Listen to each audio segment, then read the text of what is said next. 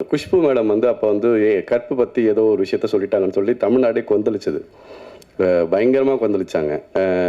கற்பு பற்றி எப்படி இப்படி அவங்க சொல்லலாம், நம்முடைய கலாச்சாரம் கெட்டு போச்சு, நம்முடைய ஒருவனுக்கு ஒருத்திங்கிற பண்பாடு போயிடுச்சு அப்படின்னு அரசியல் கட்சிகள்லாம் அவங்க வீட்டு முன்னால் போய் போராட்டம் பண்ணுறது அதெல்லாம் பண்ணாங்க. இன்னைக்கு நடந்த எல்லா மாற்றங்களுமே ஸ்டீரியோ டைப்பை உடைச்சது தான். இவங்க படிக்கலாம், இவங்க படிக்கக்கூடாது, இவங்க இது பண்ணலாம், இது இவங்க பண்ணக்கூடாது இப்படிங்கிற நீங்கள் ஒரு சின்ன சின்ன விஷயங்கள் நீங்கள் ஒரு வரவேற்பு ஒரு கல்யாணத்துக்கு போனீங்கன்னா வந்து அந்த ரிசப்ஷனில் பெண்கள் தான் வந்து அந்த சந்தனம் தொளிக்கிறதுக்கும் இதுக்கு இருப்பாங்க. நான் பார்த்த நாள்லேருந்து இது மாறவே இல்லை. நன்றி. அடுத்து பேச வருபவர் தொண்டைக்குழிக்குள் நின்றுவிட்ட சோகத்தை பெரும் படமாக்கி பெருமை சேர்த்தவர், இருளிலிருந்து வெளிச்சத்தை காட்டும் கல்வியை மக்கள் முன் கொட்டி தீர்த்து கொண்டாடிய ஜெய் பீம் இயக்குனர் தாசே ஞானவேல் அவர்களை பேச அழைக்கிறோம்.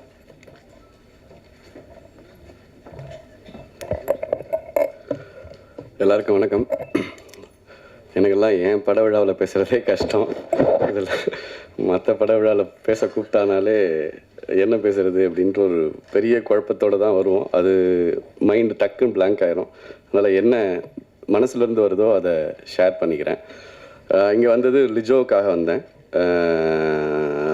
ஏன்னா இப்போவும் லிஜோலாம் சொல்கிறப்போ ஒரு மாதிரி எனக்கு மேடம் ஆயிட்டாங்களா அவங்க அப்படின்ற மாதிரி தான் இருந்தது. சங்கீனியாக தான் இன்னும் என் மைண்டில் எப்பவும் இருப்பாங்க.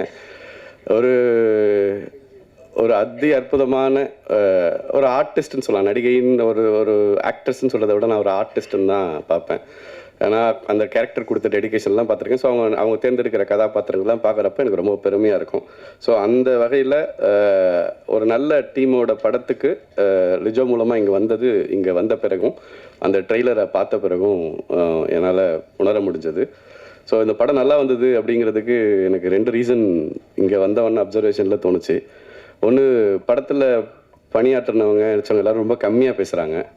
அதுவே இந்த படம் நல்லா இருக்கும் அப்படிங்கிறதுக்கு இது. 2வது, ப்ரொடியூசர் சிரித்தார் படம்லாம் எடுத்து முடித்த பிறகு.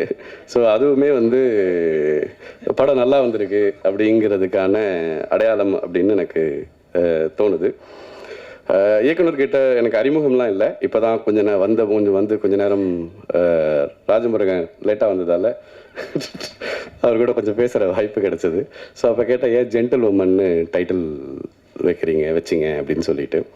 ஏன்னா இப்போ வந்து இந்த மாதிரியான விஷயங்களில் 2 இருக்கும். ஒன்று பொருள் இருக்கணும், இல்லைன்னா ஒரு அட்டென்ஷன் சீக்கிங் இருக்கணும். இந்த 2 தான் ஒரு மாற்று பார்வைக்கான ஒரு துணியை கொடுக்கறதுக்கான அடிப்படையாக இருக்குதுன்னு எனக்கு தோணுது. ஸோ அந்த அடிப்படையில் ஒரு ரொம்ப அருமையான ஒரு பதில் சொன்னார். ஒரு ஸ்டீரியோ டைப்பை உடைக்கிறது அப்படிங்கிறதுக்காக ஏன்னா ஜென்டில்மேன் நம்ம பார்த்துருக்கோம், ஜென்டில் உமன் நம்ம பெண்கள் குறித்து அது ஒரு ஜென்டில் அப்படின்னு லேடிஸ் அண்ட் ஜென்டில்மேன் தானே சொல்கிறோம். ஒரு லேடிஸாக ரொம்ப காமனாகவும் இதுக்கு மட்டும் ஒரு அழுத்தம் கொடுத்து சொல்கிறோம் இல்லையா. அந்த ஸ்டீரியோ டைப்பை உடைக்கணும் அப்படின்னு தோணுச்சு அப்படின்ற மாதிரி ஒரு பதில் சொன்னார். 2 பெண்கள் பிரதான கதாபாத்திரமாக இருக்கிற கதை அப்படிங்கிற அடிப்படையில். ஸோ இந்த ஒரு ஸ்டீரியோ டைப்பை உடைக்கிறது சமூகத்தில் ரொம்ப ரொம்ப முக்கியமான செயல்னு நான் நினைக்கிறேன். ஏன்னா இங்கே எல்லாமே ஸ்டீரியோ டைப் தான். நம்முடைய வாழ்க்கையே ஸ்டீரியோ டைப்பில் தான். இந்த வயசில் நீங்கள் இது பண்ணணும், இந்த வயசில் இது பண்ணணும், கல்யாணம் பண்ணிக்கணும், இந்த வயசில் குழந்தை பெற்றுக்கணும், இந்த வயசில் இது பண்ணணும், இந்த வயசில் செத்து போகணும் அப்படிங்கிறது வரைக்கும், பிறந்ததுலேருந்து எண்டு வரைக்கும் எல்லாமே ஒரு ஸ்டீரியோ டைப் எலமெண்ட் தான். பத்திரிகையாளராக இருந்தப்போ சில ஸ்டீரியோ டைப்பை உடைக்கிற முயற்சிகளை செய்கிற வாய்ப்பு கிடைச்சிருக்கு. அதில் இந்த தருணத்தில் அது ஏன் முக்கியமானது, நம்ம எவ்வளோ முரணாக யோசிக்கிறோங்கிறதுக்கான ஒரு அனுபவத்தை பகிர்ந்துக்கணும்னு எனக்கு தோணுது. ஸோ குஷ்பு மேடம் வந்து அப்போ வந்து கற்பு பற்றி ஏதோ ஒரு விஷயத்த சொல்லிட்டாங்கன்னு சொல்லி தமிழ்நாடே கொந்தளிச்சது. பயங்கரமாக கொந்தளிச்சாங்க. கற்பு பற்றி எப்படி இப்படி அவங்க சொல்லலாம், நம்முடைய கலாச்சாரம் கெட்டு போச்சு, நம்முடைய ஒருவனுக்கு ஒருத்திங்கிற பண்பாடு போயிடுச்சு அப்படின்னு அரசியல் கட்சிகள்லாம் அவங்க வீட்டு முன்னால் போய் போராட்டம் பண்ணுறது அதெல்லாம் பண்ணாங்க. அப்போது நான் பத்திரிகையாளராக ஒரு கட்டுரை எழுதுனா ரொம்ப கவனம் பெற்றேன். அந்த ஸ்டீரியோ டைப்பை உடைக்கணும்னு எனக்கு தோணுச்சு. அப்போ தான் எனக்கு ஒரு புள்ளிவரம் கிடைச்சது. எய்ட்ஸில் இந்தியாவிலேயே 2வது பெரிய ஸ்டேட் வந்து அதிகமான நோய்கள் ஸ்டேட் வந்து தமிழ்நாடு அப்படின்னு.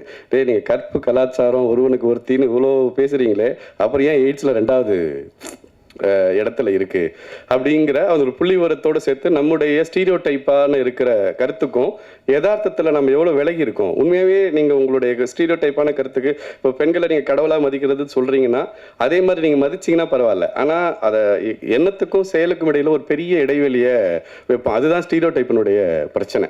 அது வந்து நமக்கு ஒரு கற்பனையை ஒன்று கொடுக்கும், ஆனால் யதார்த்தத்தில் மிக மிக மோசமாக நடந்துக்கும். அதுக்கு ஆப்போசிட்டாக ரொம்ப புனிதப்படுத்தும் கற்பனையில். ஸோ அதனால தான் ஸ்டீரியோ டைப்பை உடைக்கிற முயற்சிகள் எது இருந்தாலுமே நம்ம வந்து இரண்டு கை நீட்டி வரவேற்கணும் அப்படின்னு நான் நினைக்கிறேன். இன்னைக்கு நடந்த எல்லா மாற்றங்களுமே ஸ்டீரியோ டைப்பை உடைச்சது தான். இவங்க படிக்கலாம், இவங்க படிக்கக்கூடாது, இவங்க இது பண்ணலாம், இது இவங்க பண்ணக்கூடாது, இப்படிங்கிற நீங்கள் ஒரு சின்ன சின்ன விஷயங்கள் நீங்கள் ஒரு வரவேற்பு ஒரு கல்யாணத்துக்கு போனீங்கன்னா வந்து அந்த ரிசப்ஷனில் பெண்கள் தான் வந்து அந்த சந்தனம் தொளிக்கிறதுக்கும் இதுக்கு இருப்பாங்க. நான் பார்த்த நாள்லேருந்து இது மாறவே இல்லை. இப்போ அது பெண்கள் தான் பண்ணணும் அப்படிங்கிறது நம்ம மைண்டில் இருக்கிற இது. அது பெண்களுக்கும் இருக்கும், ஆண்களுக்கும் இருக்கும். அது அந்த இடத்துல 2 ஆண்கள் நின்னா என்ன குடிமுடிக்கு போயிருமா அப்படின்னு நான் யோசிப்பேன், இல்லை அந்த உலகம் அழிஞ்சிருமான்னு யோசிப்பேன். ஆனால் அது நடக்கவே நடக்காது. இந்த மாதிரி குட்டி விஷயத்துலேருந்து பெரிய விஷயங்கள் வரைக்கும் ஸ்டீரியோ டைப்லேயே நம்ம வாழ்க்கை நகர்ந்துட்டு இருக்கு. அது என்னன்னா நமக்கு புதிய சிந்தனைகளையோ புதிய மாற்றங்களையோ அடையறதுக்கு வாய்ப்பு தராமல் போயிடும்னு தோணுது. ஸோ அந்த வகையில் இன்னைக்கு சிந்திக்கிறதுக்கோ இதுக்கோ வாய்ப்பு தராத ஸ்டீரியோ டைப் விஷயங்களை உடைக்கிற முயற்சியா ஜென்டில் உமன் திரைப்படம் வந்திருக்கிறது அப்படிங்கிறது ரொம்ப மகிழ்ச்சியும் மனநிறைவையும் தருது. அந்த வகையில் இயக்குனருக்கும் படக்குழுவினருக்கும் இதில் நடிச்சிருக்கிற எல்லா திறமைசாலிகளுடைய ஒன்று கூடலாம் நான் பார்க்குறேன். ஏன்னா இங்கே பேசிகிட்டு இருக்கிற எல்லாருக்கும் ஹரியோட திறமையை பற்றி நிறைய பேசியிருக்காங்க. லிஜோ நல்லா தெரியும், லாஸ்லியா பற்றி பேசின இந்த விஷயங்கள், இப்படி ஒவ்வொருத்தருமே அண்டு ஒளிப்பதிவாளர் ஆரம்பித்து படத்தொகுப்பில் ஆரம்பித்து டெக்னீஷியன்ஸ், நம்ம ப்ரொடக்ஷன் டிசைனர்லேருந்து எல்லாருமே வந்து படத்து மேலே வச்சுருக்கிற நம்பிக்கை இன்னும் ரொம்ப பாசிட்டிவான விஷயம். ஏன்னா ஒரு படம் முடித்த பிறகு அப்படி ஒரு கான்ஃபிடன்ஸ் வரது ஈஸி இல்லை, பயம்தான் வரும் யூஸ்வலாக ஒரு படத்தை முடிக்கிற உடனே. ரொம்ப ரொம்ப நம்ம திருப்தியாக பண்ணியிருக்கோம் அப்படிங்கிற ஒரு எண்ணம் வர இடத்துல தான் வந்து அந்த ஒரு கான்ஃபிடன்ஸ் வரும். ஸோ இவங்க இங்கே இருக்கிற எல்லாரோடையும் இன்ட்ராக்ட் பண்ணுற வாய்ப்பு கிடைச்சப்போ ரொம்ப ரொம்ப கான்ஃபிடென்ஸோடு இருக்காங்க, படம் நல்லா வந்திருக்கு அப்படிங்கிற இடத்துல. அது ரொம்ப முக்கியமானது. ஸோ இது எல்லா வகையிலுமே ஒரு பாசிட்டிவான ஒரு வைப்பை கொடுக்குது. ஸோ ரீல்ஸ் பார்க்குறதுக்கே டைம் இல்லாத ஒரு காலகட்டத்தில் ரீல்ஸ் பார்த்தாலே போதும் அப்படிங்கிற மனநிலையில் இருக்கிற ஒரு சூழலில் ஸ்டீரியோ டைப்பை உடைக்கிற முயற்சியை மேற்கொண்டிருக்கிற உங்கள் அனைவருக்கும் என் மனப்பூர்வமான வாழ்த்துக்கள்.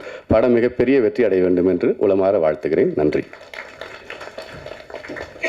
நன்றி சார். அடுத்து நாம் பேச அழைக்கிறோம். பார் முழுதும் பெண்ணினத்தின் பெருமை சொல்ல பாட்டு புலவர்கள் பலர் இருந்தனர். இன்று